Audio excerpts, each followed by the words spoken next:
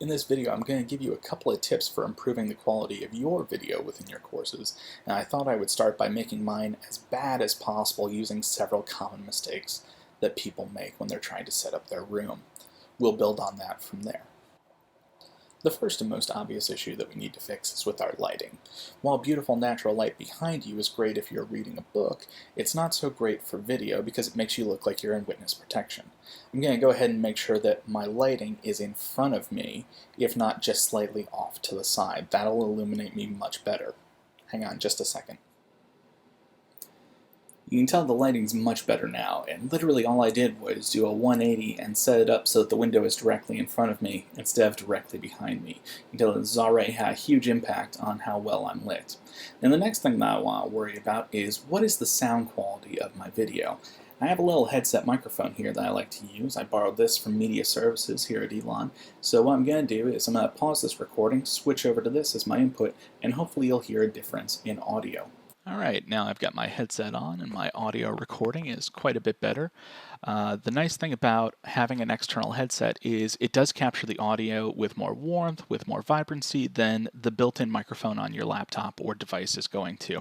The microphone that you have on your computer is very good for things like calls with friends or family, but not so much making recordings that have a bit more polish to them when you're trying to incorporate them into your course. So I really like to have some sort of headset mic, but you can also get an external mic of some sort, but it will dramatically improve the quality of your audio and your recording.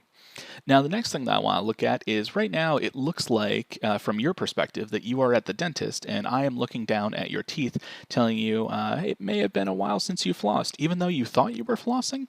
So let's fix this by elevating the camera so that it's actually at eye level and feels a bit more natural. Now I've propped my laptop up so that it's much higher up. I just took one of the diaper boxes that you see in the background, I put my laptop on top of it, and now when I look at the webcam, it's actually at eye level with me, which makes me feel a bit more eye level with you. This is a much more natural position than staring down at the camera as if you are a dentist, and it feels a little bit more natural. So I would encourage you to next elevate where the camera is so it's a bit more at eye level. It's not just good for the video recording, it's also going to help you long term, especially if you're recording a lot, because the more time you spend looking down, the more these muscles and the top of your back are going to start to hurt and ache after a while.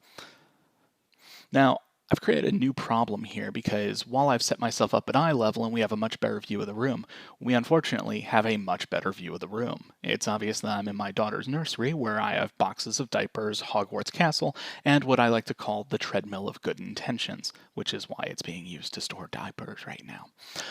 What I'm going to do is I need to pick a more neutral background just so that it looks a bit cleaner and more professional while I'm trying to record myself. All I've done here is moved about 90 degrees so that I'm now on the love seat in the room. The background here is neutral. You can see it's just a plain wall. I've also pulled the camera in enough that it can ignore things like the Lego Hogwarts Castle or the mini fridge over to the side.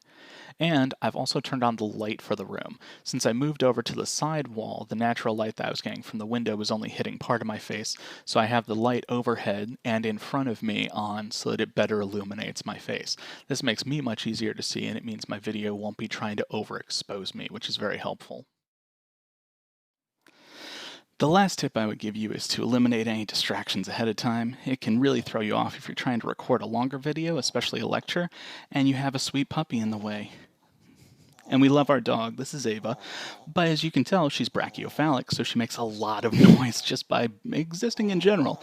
So if I put her in a different room first, then I don't have to worry about this showing up on my audio. And so in summary, the ways to fix the 5 most common video mistakes that people make. The first, put your lighting in front of you instead of behind you. If it's behind you, it's going to create a silhouette. If it's in front of you, it's going to lightly illuminate your face. Use an external microphone. If you use the built-in microphone on your computer, you may not be very happy with the noise, and it's going to pick up a lot of background noise. Number 3, elevate your webcam to eye level. If it's below eye level, not only will it hurt your back, but it'll make you look kind of like a dentist.